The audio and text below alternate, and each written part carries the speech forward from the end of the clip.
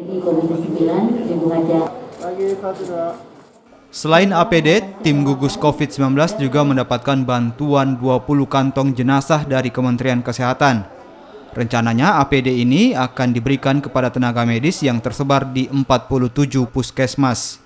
APD dan kantong jenazah hingga kini masih sangat dibutuhkan, apalagi jumlah kasus COVID-19 di Makassar masih cukup tinggi.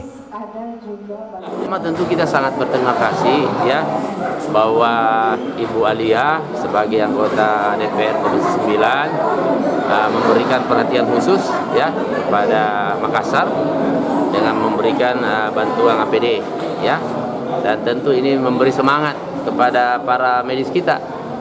Jadi Ibu tadi fokus bagaimana memberi semangat, mensupport para medis kita terutama di puskesmas sebagai garda terdepan ya.